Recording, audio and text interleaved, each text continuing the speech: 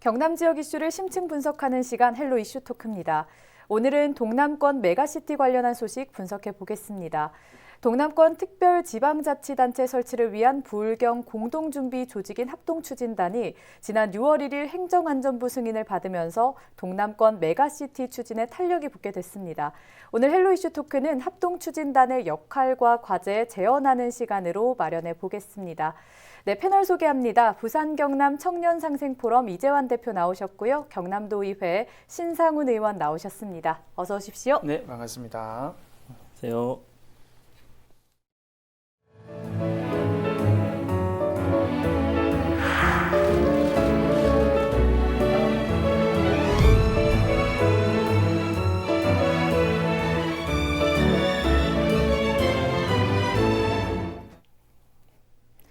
오늘 두 분이 오랜만에 나오셨는데 네. 자리를 바꿔 앉으셨어요. 네네. 그래서 지금 굉장히 어색해하고 계시는데 오늘도 잘 부탁드리겠습니다. 네. 의원님, 동남권 메가시티 추진에 또 한 번 걸음을 나아갔다라고 할 만한 의미 있는 성과가 있었다고요? 네, 그렇습니다. 오프닝께서 우리 아나운서님께서 말씀해 주신 것처럼 지난 6월 1일 날 정부에서 동남권 메가시티 합동추진단, 광역지방자치단체 합동추진단을 승인을 했습니다. 예. 그러니까 이전까지 김경수 도지사를 비롯해서 부산, 울산의 광역단체장들이 세 명이서 모여가지고 뭐 부울경 메가시티든 동남권 메가시티든 여러 가지 이야기로 뭐 협약도 하고 했잖아요. 근데 그건 약속에서 이제 그쳤다면 이제부터는 현실 정부에서 지방자치 정부에서 각 단체마다 실제적으로 이행을 할 수 있는 역할을 부여가 된 겁니다. 예. 그래서 앞으로 이 합동추진단이 어떠한 역할을 할 수 있느냐가 쟁점이 되고 핵심이 될 예정인데요. 뭐 자치 입법권이라든지 뭐 재정 문제, 경제적인 문제가 가장 중요하잖아요. 이런 것까지도 정부로부터 이양받아 올 수 있느냐가 핵심인데 그거는 이제 세 개 단체가 역할을 해주셔야 되고 한 가지 이번 합동추진단이 정부로부터 승인은 받았지만 아쉬운 점이 있다면요. 예. 기존에 세 개 광역단체가 한 42명 정도의 합동추진단을 구성을 하겠다라고 정부에 승인 요청을 했는데 정부에서는 25명까지만 승인을 했습니다. 그리고 예. 과도 조직도 보면 3과 9개 팀을 저희가 승인 요청을 했는데 2개과 6개 팀으로만 승인이 됐다는 점에서는 아쉬움도 좀 있습니다. 예, 말씀하신 것처럼 축소된 규모로 승인을 받았다는 건 좀 아쉬운데요. 그래도 합동추진단 구성을 정부로부터 승인을 받았다는 거는 의미가 있어 보이거든요. 어떻게 보십니까? 예, 부울경 메가시티를 위한 그 이제 특별자치단체 설치의 토대를 공식적으로 이제 마련한 것인데요. 이제 그 지자체 간의 협의가 상대적으로 쉬운 그 이제 경제 공동체, 문화생활 공동체를 구성하고 나아가서 이제 행정 공동체를 추진하겠다는 이제 부울경 메가시티는요. 그 비슷한 시기에 행정 통합을 이야기한 대구, 경북, 광주, 전남, 뒤늦게 참여한 충청권에 비해서 매우 빠른 속도로 진행되고 있습니다. 예. 이로 인해서 이제 타 시도에서 이제 주목을 받고 있는데요. 현재까지 부울경 메가시티는 뭐 이제 그 지자체장 간의 이제 초당적인 협력과 정부의 지원 덕분에 순조롭게 진행이 되고 있습니다. 그런데 뭐 앞으로 이제 합동 추진단이 이제 이번 그 승인을 통해서 예. 이제 부울경 메가시티를 본격적으로 추진할 건데요. 이제 그 뭐 자치 입법권, 재정권 등 정부로부터 핵심 권한을 얼마만큼 가져오냐가 관건입니다. 이제. 예, 또 현재 경남의 김지사, 김경수 도지사가 메가시티에 대한 의지가 상당하거든요. 네. 그런 의미에서 봤을 때 김경수호가 순항하고 있다고 보십니까? 네, 그렇죠. 이번 합동추진단이 구성이 된 거는 김경수 도지사가 열망을 드러내고 있는 동남권 메가시티에 대해서 이제 앞으로 한 단계 더 진전이 된 거기 때문에요. 순항하고 있다고 볼 수 있습니다. 우리 뭐 경남을 비롯해서 부산하고 울산까지 세 개 광역 단체지만 유독 김경수 도지사가 강한 의지를 드러내고 있는 거는 사실이잖아요. 그 예. 이유는 뭐 가장 큰 도시라고 있는 부산의 광역단체장이 바뀌는 뭐 그러한 일도 있기도 했었고, 그리고 우리 경남도민들이 실제로 동남권 메가시티에 대한 좀 어느 정도 기대감이 나타나고 있어요. 예. 도가 지난 14일부터 16일까지 3일간 자체 여론조사를 했던 적이 있었는데 이 여론조사에서 10명 중에 7명 정도의 도민께서 동남권 메가시티에 대해서 기대감이 높다 이렇게 답변을 해주셨는데요. 뭐 그 이유는 간단합니다. 우선 우리 경남 경제가 어려운데 인근에 있는 광역 단체들이 합쳐서 경제력이 좀 우리 경남도의 경제가 좀 상승하지 않을까라는 기대가 하나고 예. 이제 두 번째는 수도권의 일극 체제, 수도권 집중화가 예. 너무 심하잖아요. 예. 이거를 깨려면 결국엔 동남권 메가시티밖에 없지 않겠냐라는 기대감 등이 이제 담겨져 있는 것 같습니다. 그렇기 때문에 김경수 도지사께서 강력하게 의지를 피력하고 있는 거고 예. 그 개념에서 이번에 이 합동 추진단이 구성이 된 거는 김경수 도지사 입장에서도 좋고 우리 도민 입장에서도 순항하고 있다. 그렇게 평가할 수 있을 것 같습니다. 네, 도민들의 염원이 합쳐져서 김지사호가 순항하고 있다. 이런 말씀을 해주셨는데 이제 합동추진단 이야기를 좀 더 해보면 합동추진단이 부울경, 부산, 울산, 경남이 세 지자체가 함께하는 거거든요. 균형 있게 조직이 될 수 있을지에 대한 우려도 있는데 어떻게 보십니까? 그 지역의 경제 규모를 알 수 있는 지역 내 총생산 GRDP 2019년 기준으로 보면요. 예. 부산은 92.4조 원, 울산은 74.9조 원, 경남은 112.8조 원입니다. 그리고 이제 학계 출산율을 보면은요, 그 부산 같은 경우는 이제 지난해 서울 다음으로 전국 최저인 0.75명, 예. 울산은 0.99명, 경남은 0.95명입니다. 그리고 이제 인구는 부산과 경남이 4만밖에 차이가 안 나요. 330만 명 되거든요. 비슷하네요. 예, 그렇죠. 예. 그 이제 부산이 4만 명이 좀 더 많고 이제 울산은 112만 명이죠. 면적 같은 경우는 부산과 울산이 합친 것보다 경남이 훨씬 높고 이로 인해서 상대적으로 이제 소외되는 지역, 즉 인구 소멸 지역이 훨씬 더 많습니다. 이렇듯 표면적으로 보면 그 부산 부울경 메가시티 추진을 통해서 보면 부산이 최대 수혜주로 우세할 것이라는 예상이 높고요. 예. 또 이제 동부 해안권과 인접 지역 위주로 이제 발전할 것이기 때문에 경남의 경우 내륙인 서부 경남 지역의 홀대론 또는 소외가 될 것이라는 우려 또한 없습니다. 이렇듯 약간 그 각 지역별로 제가 조금 전에 언급했듯이 경제 규모, 인구 다 다릅니다. 하지만 실질적으로 자기 지자체의 이익을 추진할 수밖에 없거든요. 이런 예. 상황에서 이제 앞으로 조금 다가올 게 뭐냐? 이제 그 특별 광역 지자체를 설치할 거잖아요. 그럼 거기에 지자체장의 선임 방안이라든지 임기, 또 특별 광역의회 구성 등 다양한 부분에서 부딪힐 거란 말입니다. 그럼 여기서 이제 그 균형 있게 조직을 구성하는 것도 중요하지만 또 갈등 문제를 어떻게 합리적으로 풀어갈 것에 대한 것도 마련하는 것이 매우 예. 중요하다고 봅니다. 예, 그러면 의원님 합동추진단 네. 조직은 어떻게 구성됩니까? 저희가 이제 앞서 맨 처음에 말씀을 드렸듯이 기존의 세 개의 광역 단체가 요구했던 수준에 비해서는 인원도 좀 적고 예. 과나 그 팀의 개수도 좀 줄어들었습니다. 그럼에도 불구하고 필요한 요소들은 다 담겨져 있는데요. 25명이 구성이 되어 있고 합동 추진단에 구성이 되어 있고 세 개의 광역 단체의 부단체장이 공동 단장을 맡기로 되어 있습니다. 예. 그리고 사무국장은 부산시에서 맡기로 되어 있고요. 이렇게 되면 그 경남하고 울산이 좀 소외를 받잖아요. 그래서 과는 각각 맡기로 두 개 과는 각각 이제 과장은 경남하고 울산에서 맡기로 하면서 균형감을 좀 이루어냈습니다. 그리고 합동 추진단의 사무실이 어디에 있느냐, 요게 좀 많이 관심사일 건데요. 예. 우리도 경남에 좀 두려고 노력을 했지만 아쉽게도 사무실은 울산 전시 컨벤션 센터로 구성이 아마 될 것 같습니다. 그걸로 가는 게 거의 확정적인 것 같고, 예. 그리고 부산이 최근에 조례를 개정을 해서 이 합동 추진단을 부산시 산하 조직으로 구성할 수 있게끔 만들어 놨습니다. 그래서 조직은 부산시의 조직이 되고 울산시에 사무실이 가고 예. 우리 경남은 하나의 과의 과장을 파견을 하고요. 그리고 앞서 25명이라고 했는데 부산시에서 9명, 사무국장까지 9명이고 우리 경남하고 울산에서 8명씩 각 이제 파견을 해서 구성을 하게 됩니다. 생각보다 균형 있게 네, 조직이 된 것 같은데요. 네, 맞습니다. 우리 이재한 우리 그 상생포럼 우리 대표님께서 앞서 예. 방금 말씀해 주셨던 것처럼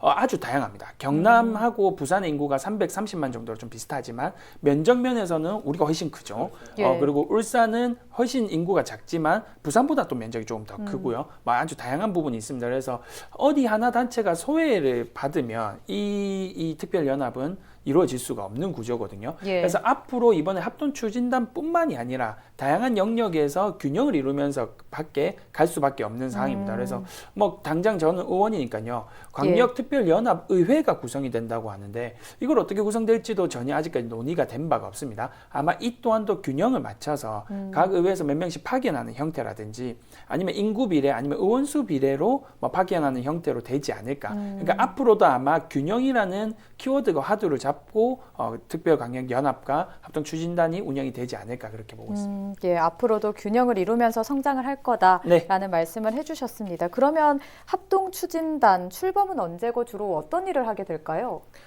오는 7월 말부터 본격적으로 운영될 것이라고 하는데요. 예. 그 이제 합동추진단은 이제 조금 전에 말씀드렸지만 부울경 특별광역자치단체가 설립이 되지 않겠습니까? 예. 그런 규약을 제정하고 또 공동 사무를 발굴하고 이제 기본 계획을 수립합니다. 또한 이제 시도민의 공감대를 형성하는 등 다양한 과제를 공동으로 추진하는 컨트롤 타워 역할을 하는데요. 이를 통해서 이제 내년 초 이제 부울경 메가시티를 공식 출범을 목표하고 있습니다. 조금 전에 이제 그 신 의원님께서 말씀하신 부분을 좀 더 이어가자면 예. 한국지방연구원에서 이제 부울경 메가시티와 관련해서 적합한 명칭이 뭐냐, 부울경 특별광역연합이 적합하다고 얘기했고요. 또 그다음에 좀 사무처 말씀드렸잖아요. 여기 한국지방연구원이 밝힌 이제 최적의 사무처, 연합 사무처는 경남 양산이 최적지라고 했습니다.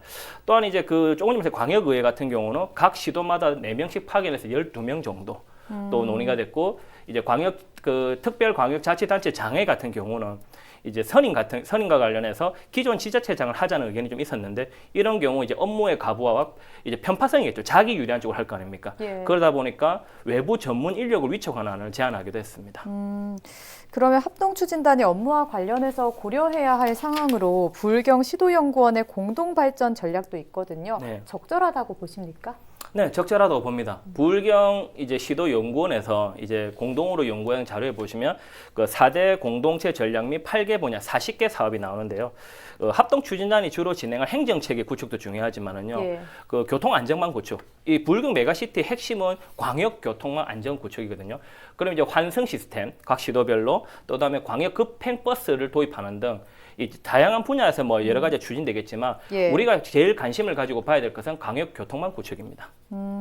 이렇게 합동추진단이 꾸려진다는 건 동남권 메가시티의 궁극적인 목적을 위한 첫걸음이 맞습니다. 되지 않을까 싶거든요. 그만큼 그 역할에 대한 요구하는 바가 클 것 같은데 어떻게 보십니까? 그 합동 추진단이 그냥 하나의 구성으로만 놓아져 있고 뭐 세 개 강력 단체가 서로 그냥 뭐 힘 합친다라는 수준의 약속으로만 그친다면, 지금 김경수 도지사가 말하고 있는 그 동남권 메가시티, 그러니까 수도권의 일극 체제를 대항할 수 있을 수준의 경제력을 가진 그 동남권 메가시티는 절대 이루어질 수가 없는 것이겠죠. 예. 일례로 가까운 일본을 좀 예를 한번 들어보면요. 일본은 화산섬 구조다 보니까 우리나라보다 지형적으로 훨씬 더 동서 불균형이 심해요. 예. 우리는 수도권과 비수도권의 이 심한 건데, 간극이 심한 건데, 예. 일본은 지리적으로 심합니다. 그래서 간토지방, 동경이 있는 간토지방이 있고, 오사카, 우리가 잘 알고 있는 오사카가 있는 간서지방이 있거든요. 그래서 간서지방이 지금 도쿄에 비해서 약간 좀 경제력이 좀 떨어지기 시작을 했어요. 예. 그래서 오사카랑 교토를 비롯한 주변에 이제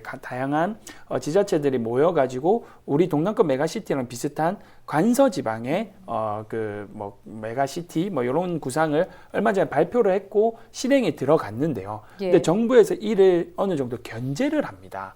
그러다 보니까 실효성 있는 정책들이 지금 간서지방 메가시티에서 구성이 되고 나오지가 않아요. 계속 지지부진한 상태거든요.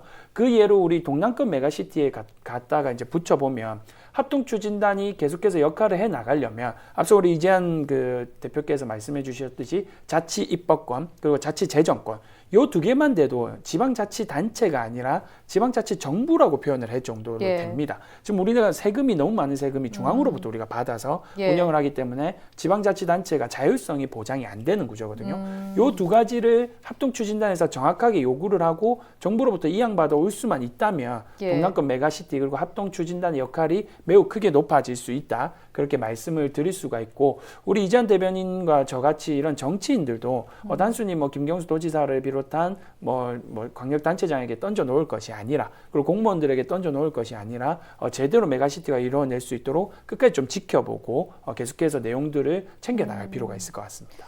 예, 말씀하신 것처럼 메가시티의 성공은 지방 분권이 핵심이 될 거다라는 말씀을 해주셨는데, 그러면 재정 역시 동남권만의 확보와 운영이 중요해 보이거든요. 근데 이제 권한은 동남권으로 달라고 하면서 예산은 정부로부터 받게 되면 괴리가 있지 않을까라는 생각이 드는데, 사실 이러한 부분이 재정 확보 부분이 어떻게 새 지자체가 조정을 해나갈 건지 어느 정도 계획이 나와 있으면 좋을 것 같거든요. 어떤 방법이 가장 좋다고 생각하십니까? 제가 조금 전에 그 4대 공동체 전략을 말씀드렸잖아요. 거기서 제가 핵심이 광역교통망 구축이라고 말씀드렸지 않습니까? 예. 그 부울경 메가시티 성공 핵심은 광역교통망 구축이거든요. 즉 단일 생활권을 만드는 것인데요. 광역 교통망 구축에는 수조 원이 듭니다. 예. 철도 건설 같은 경우는요, 그 정부와 지자체의 그 분담 비율이 7대 3이거든요. 근데 만약 경남도 같은 경우 만약 30%를 부담한다. 하지만 경남도 입장에서는 수천억 원이거든요. 수조가 이제 들어가니까. 예. 그럼 이제 지자체 입장에서 엄청 부담이 될 수밖에 없어요. 그리고 운영비까지 또 그 정부는 도가 부담하길 바라는 거죠. 그럼 재정 자립도가 낮은 지자체일수록 부담이 굉장히 큰 겁니다.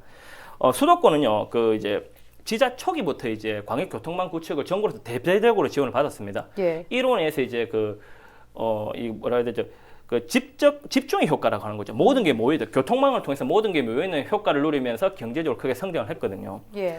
이제 우리 경남이 이제 불경 같은 경우 메가시티에 가서 지금 재원이 쓰이는 걸 가지고 별로 좋게 보지 않는 지자체들도 많습니다. 하지만 다른 생각을 달지 않는 이유는 무엇이냐면요. 지금 여기 이제 재원이 많이 들어가지만 불경 메가시티가 성공해야 다른 지역들도 생존의 길을 찾을 수 있거든요. 예. 그렇기 때문에 지금 초기에 이제 인프라 구성하기 위해서 드는 정부의 돈이 드는 것에 대해서는 우리가 부정적으로 판단할 이유는 전혀 없다. 그리고 또 이제 그 불경이 성공해야 다른 지역 성공할 수 있다고 말씀드렸잖아요. 예. 그 초기 지원을 통해 불경이 자립 구조를 형성하고 그 자립 구조를 바탕으로 이제 재정 자립도를 높이는 방향으로 나아가는 것이 바람직하고요. 예. 또 이제 그 광역 사무 같은 경우는 부산, 울산, 경남 이 세 개 지자체가 이제 예산 분담을 해야 되잖아요. 이 기준으로서는 뭐 인구수와 조금 전에 제가 말씀드렸던 경제 규모를 기준으로 적용하는 것이 좀 합리적이고요. 또 만약에 이제 이 실질적으로 구현을 하기 위해서는 세 개 시도의 이제 정부의 교부세죠. 그 균형 발전 특별협의에서 떠오거나 아니면 별도 지원 방향 등을 고려하는 방안도 있습니다. 예, 의원님 그러면 예. 지방 분권과 더불어 재정의 분권 또 새 예. 지자체의 균형 찾기 계획에 대해서 재현한 말씀 해주실 수 있을까요? 뭐 앞서 이제 균형의 키워드는 앞으로 이 광역 메가시티 구성을 하면서 계속해서 이어나갈 수밖에 없다라고 말씀을 드렸고요. 예. 하지만 이게 기계적 중립에서만 그치면 안 됩니다. 뭐 4명씩 온다든지 2명씩 온다든지 이런 식으로만 하면 예. 각 지역이 가지고 있는 특성을 결코 풀어낼 수가 없거든요. 그래서 사안별로는 부산이 조금 더 강력하게 주장을 해야 될 부분은 부산시의 입장을 좀 대변하고 예. 우리 경남이 필요한 부분은 경남이 좀 대변할 수 있는 그런 어느 정도 좀 상대적 중립도 균형도 필요하다라는 말씀을 드리고 싶고요. 또 여기서 저는 한 가지 더 일례를 좀 봤으면 좋겠는데 아까 일본의 간사이 지방이 아니라 우리 가까이도 있잖아요. 창원이 예. 세계 광역단체 지자체가 합쳐본 경험 있잖아요. 예, 맞습니다. 그래서 가장 큰 도시, 가장 인구가 많은 창원시가 이름을 가져가고 그리고 마산시가 통합창원시청이 가고 그리고 진해가 마산에 있는 야구장을 가져가면서 어느 정도 균형을 맞춰서 통합이 됐거든요.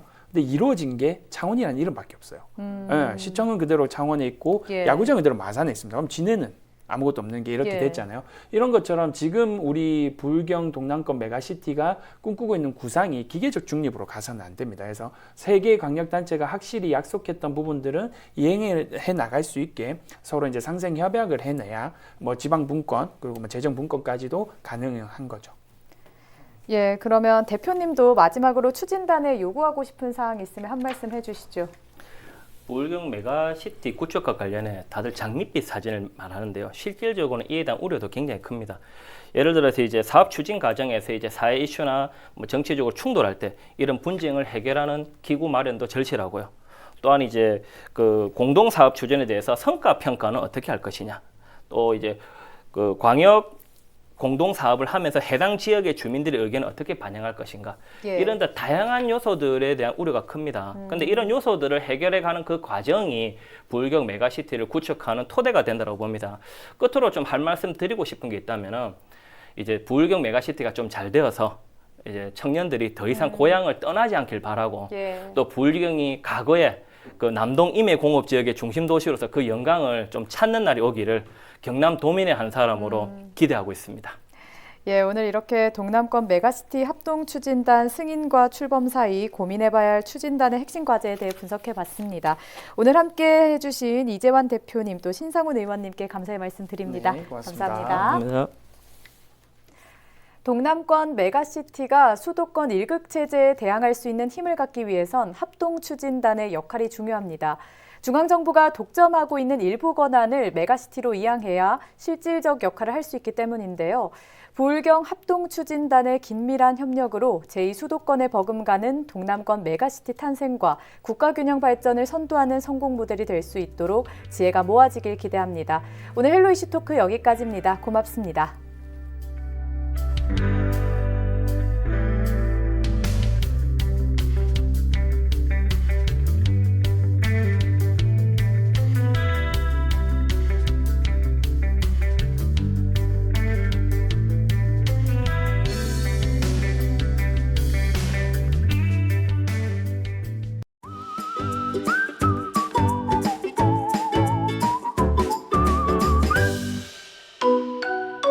MG 헬로비전.